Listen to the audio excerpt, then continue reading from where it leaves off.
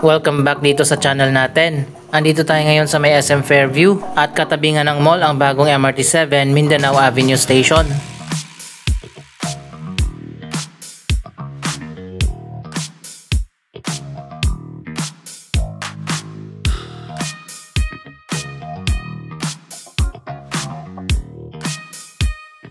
Ilang buwan na rin pala tayong hindi nakapag-update dito sa MRT7 Mindanao Avenue Station.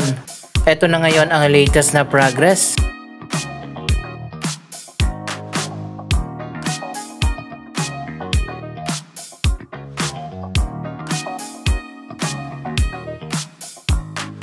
Isa pang bagong project dito na sinimulan na nga ang expansion ng SM Fairview na i-connect dito sa MRT7 station.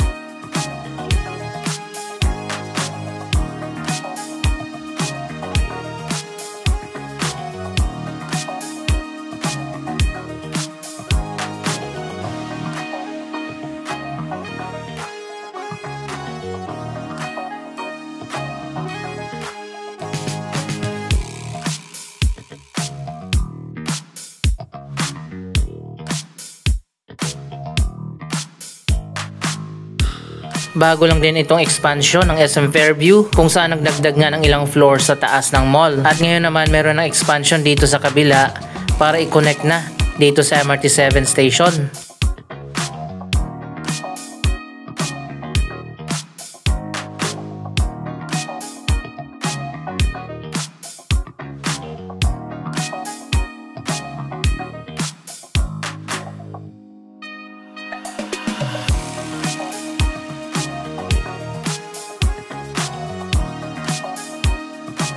So ayun guys, ito na nga, connected na dito sa station itong bagong extension ng mall.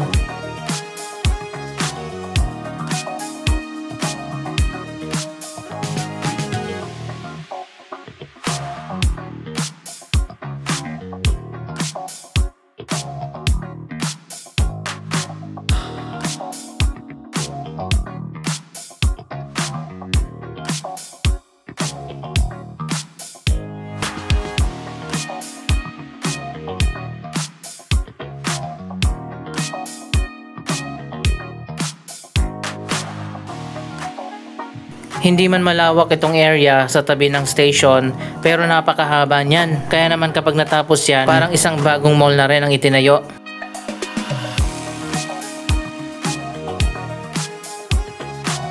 Pati pa pala dito guys sa kabila, tatawid pa ang mall extension, ang SM City Fairview Annex.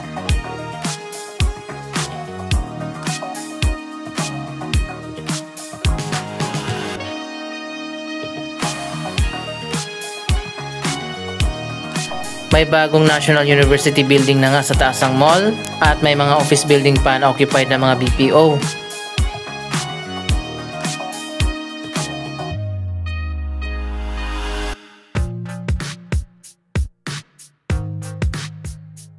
Kapag natapos na itong bagong annex building ng SM Fairview, mas lalo pang lalawak ang retail floor area ng mall.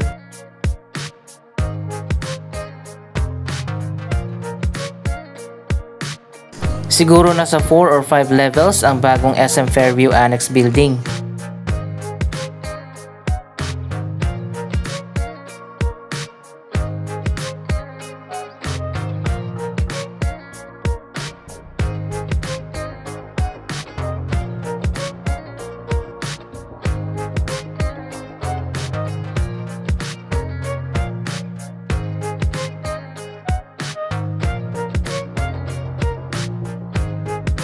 So ayun guys, makikita naman natin may mga hagdanan na dito sa station at mukhang malapit na nga ito matapos. Buo na yung station building, kaya naman ay connect na nga itong bagong building ng SM.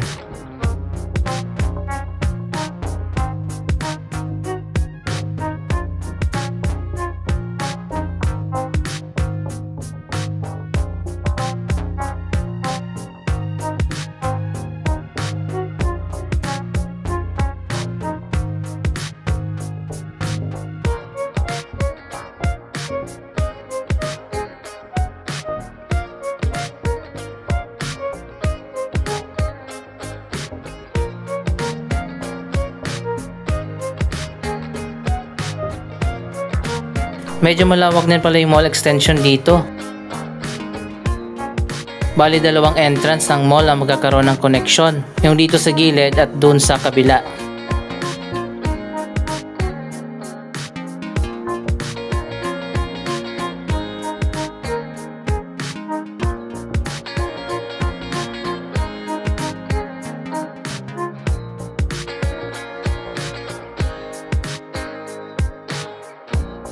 Siguro yung bandang dulo na hindi pa tinayuan ng building, gagawin pa rin yon na parking.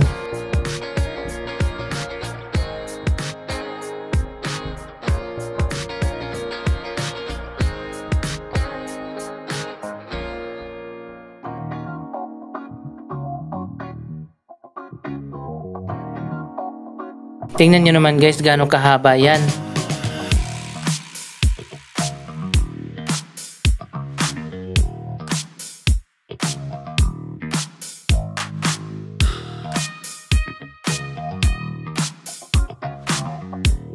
Naging blessing in disguise pa nga sa SM ang pagbabago ng ruta ng MRT7 na diretso dapat ng Commonwealth Avenue papunta ng Quirino Highway. Pero dahil sa ilang mga objections, inilihis ang ruta ng MRT7 at dito na idinaan sa Regalado Avenue. Mas napalapit na tuloy sa SM Fairview ang station, kaya naman na i-connect na nila ang bagong annex building.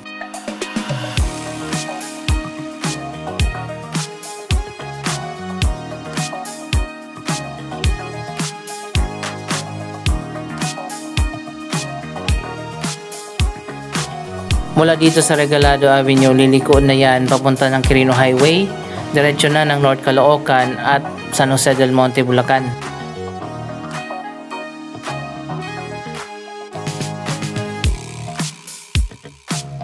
So ayan guys, ganito kalawak yung bagong mall extension. Dati ay parkingan yan ng mga jeep.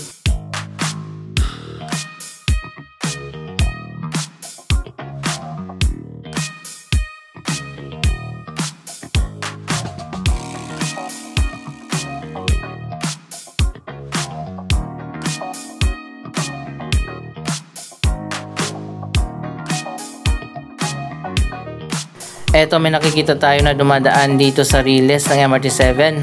Hindi ko alam kung anong tawag niyan. Siguro tinetesting yung linya ng MRT7.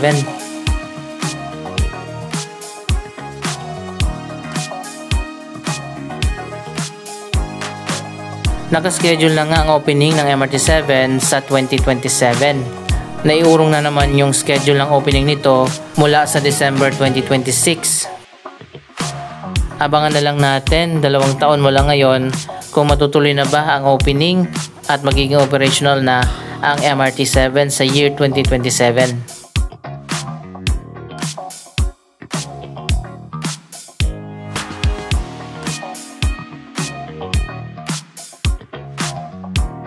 Tatlo pala yung naglalakihang flagship malls dito sa area. Ang SM Fairview at dito sa kabila ang Ayala Malls Fairview Terraces at doon naman sa unahan ang Robinsons Novaliches.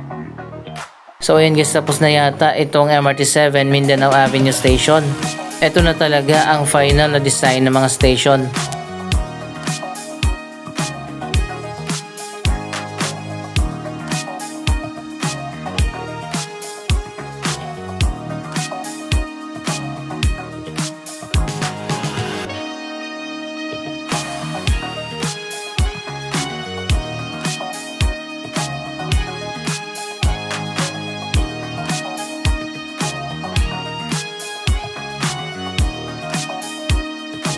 Ang station na ito ang isa sa magiging pinaka-busy dahil marami ang sasakay at bababa dito.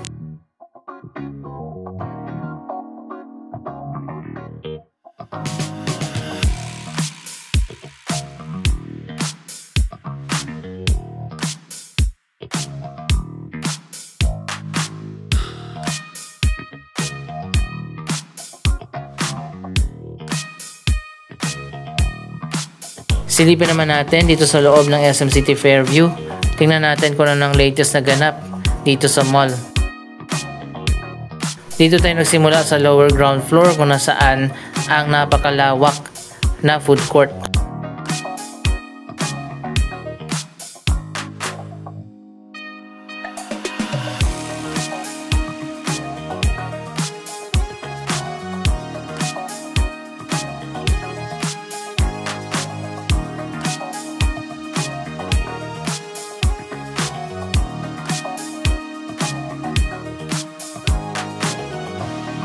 Sana naman doon sa bagong mall extension magkaroon na ng bagong features ang SM City Fairview katulad ng Sky Garden at Food Hall. Wala kasing Sky Garden dito sa SM City Fairview. Andito rin pala sa lower ground floor ang SM Supermarket. Sa kabilang side naman ng mall, meron ding SM Hypermarket. So ibig sabihin dalawa pa lang supermarket dito.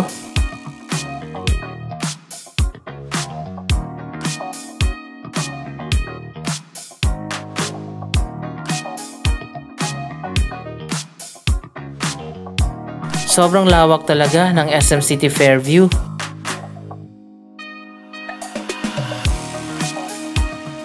Pero ngayon ko lang napansin, dito pala sa dulo, 2 floors lang. Doon sa main mall, 4 ang floors. Ang Annex 1 pala ay may 2 floors. Ang Annex 2 may 3 floors. Ang Parkway ay mayroong 3 floors. At ang mga office towers sa taas ng mall ay may 5 floors, pati na ang National University Building.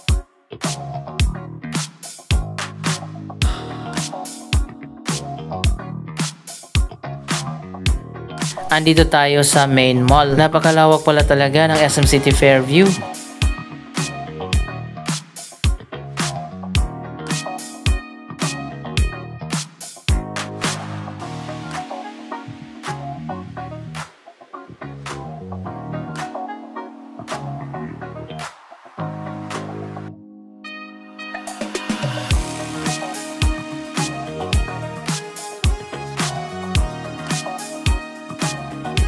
Dito sa dulo meron pa mga vacant, pero meron na pala ditong game park. Ito ay isa sa mga bagong feature ng SM, ang game park. Nauna nating nakita doon sa SM Mall of Asia, meron na pala dito. May bowling, billiards at table tennis dito. Isa pang anchor tenant dito, ang Fantasy World.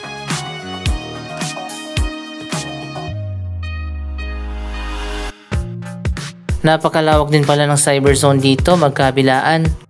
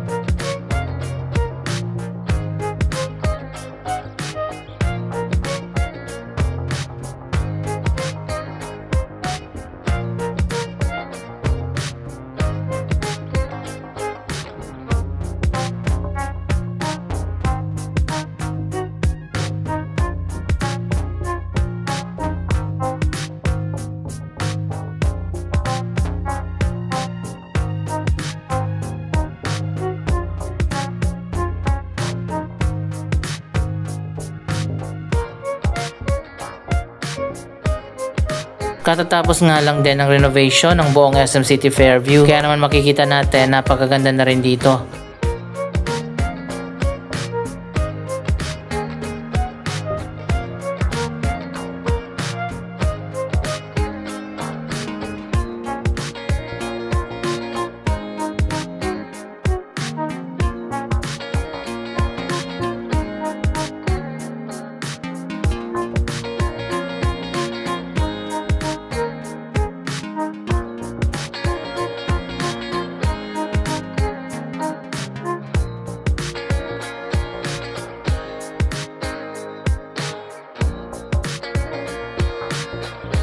Isa pang anchor tenant dito ang Decathlon. May H&M din at Uniqlo katulad sa iba pa mga SM. Anong masasabi nyo sa bagong development dito sa SM City Fairview? Mag-comment lamang dyan sa baba ng inyong mga reaksyon. Maraming salamat sa inyong panonood. Huwag kalimutan na i-like, i-share ang video ito at mag-subscribe. Thank you for watching!